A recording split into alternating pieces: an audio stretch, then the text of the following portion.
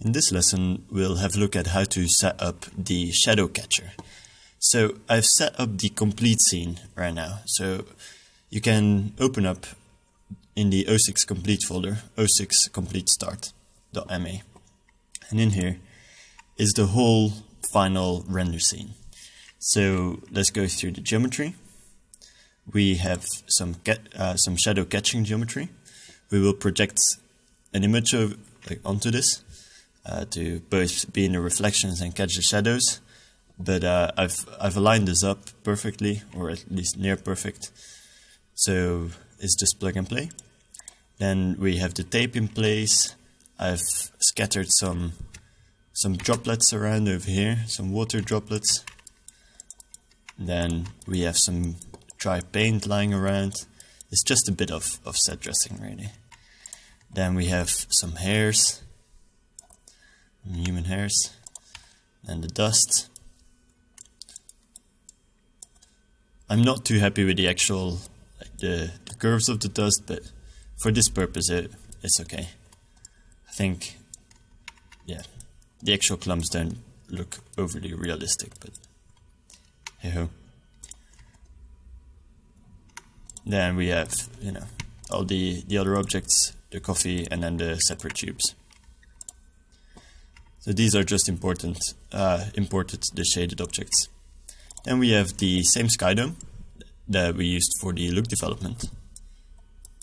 And then we have a render cam setup. So this is aligned with the projected image. So I've created a few new shaders, but as you can see over here, they don't have any input connections. They're really super simple. It's just for the extra paint bits lying around the different colors. Then we have a AI hair, or an AI standard hair shader, which is for the hair, but because it's just single hairs, there's not much we can tweak about the look other than setting the base color. It's not about how much light is scattered through so many hairs, etc. So I just clicked over here the blonde preset and replaced it.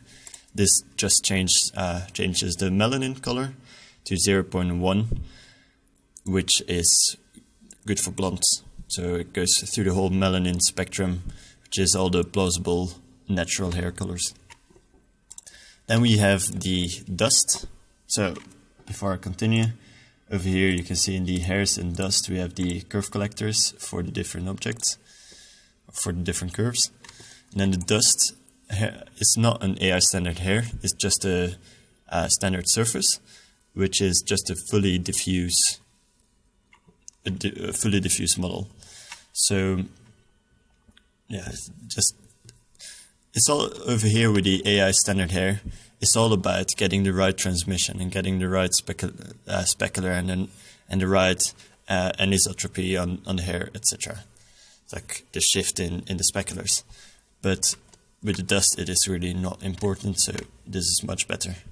And then we have a simple water drops shader, which just has some transmission and then a little bit of depth and scattering to simulate that as we go deeper into the medium, the color changes. Essentially what I want to simulate with this is that there's some diffuse particles in the water, which it's kind of like a diffuse component to it, but it's in the transmission. It's to simulate these kind of effects. So that's all shading wise. So right now, as you can see, the geometry is there, but it's just a Lambert shader applied to it. So let's set up the shadow catcher, or the AI shadow mat as it is called in Arnold 5.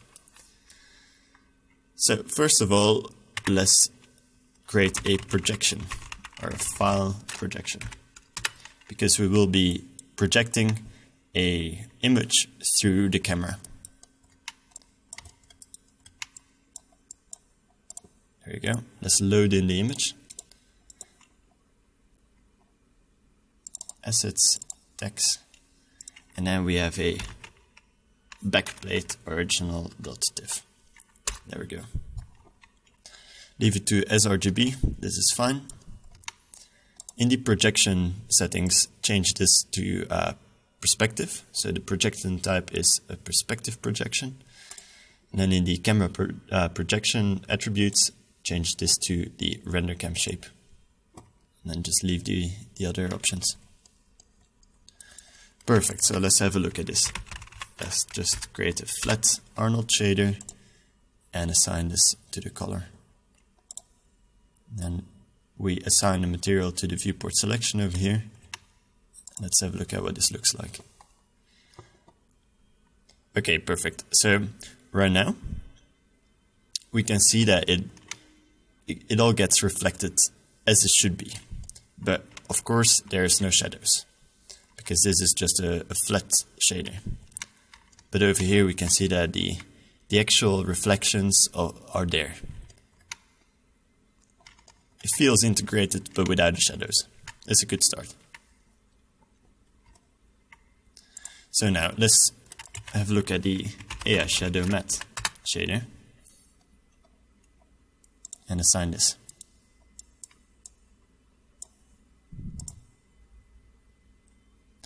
Okay, so there's a few issues over here. First of all, we can see the sky dome light, which is not something we want. So let's turn off the camera arrays over here. There we go. So right now, over here is all black, which is what we want. We have the shadows in the alpha, which is also what we want. But we're missing a whole lot of nice reflections over here. And that is because right now there is nothing to reflect. It is just a black environment. So we need to fix that somehow. For that, let's create an AI composite node. Perfect.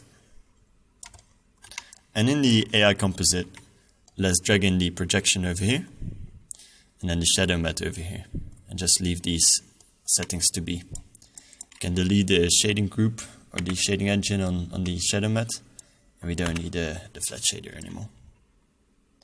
Perfect. So that is not the end of it. Right now we combine the shadows with the flat projection, which is great, but we still need to continue thinking about this. So let's also create an AI ray switch node. And this is the final node that we will assign. So as we said before, the ray switch, you can choose to swap shaders for the different ray types. It's pretty powerful, this node. So the AI composite, where do we want these? Let's think about this logically. We want this in the shadow, we want this to affect the diffuse reflection, specular reflection, yes, the diffuse transmission, yes, all of these. So all but the camera, which is just the primary visibility rays, that needs to be the shadow matte. So let's try and connect this. There we go. Open this up so you can see.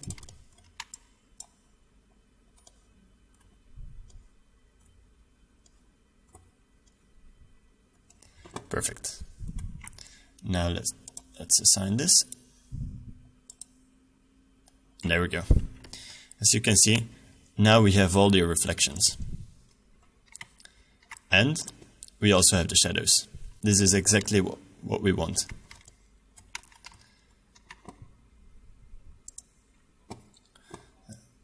If I would connect this to the camera, you can see that right now we have also the flat shader in the camera rays, and that is not okay. So we use this ray switch to replace the camera rays with the work of the shadow matte, but while still having all of the information of the flat background for the diffuse reflection, specular reflection, etc., all the other ray types. Perfect. So I think that about concludes this.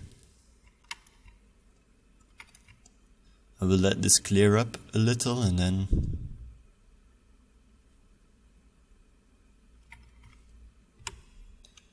So I noticed a problem with the shading network we set up. It's important to get this one right. So let's have a look at the previous version. Over here, we still have too much information of the flat shader. The shadows are not taken into account over here. So I made a mistake in setting up the shading network. Instead of in the AI composite, we need the shadow matte in the A and the projection into the B slot, and not the other way around. Otherwise, the shadows won't be taken into account. So this is really important to set this up right. So shadow matte A, the projection into B, and then this is the difference. So it feels much more grounded because the shadows are taken into account in the reflections and in the other ray types. So sorry about that.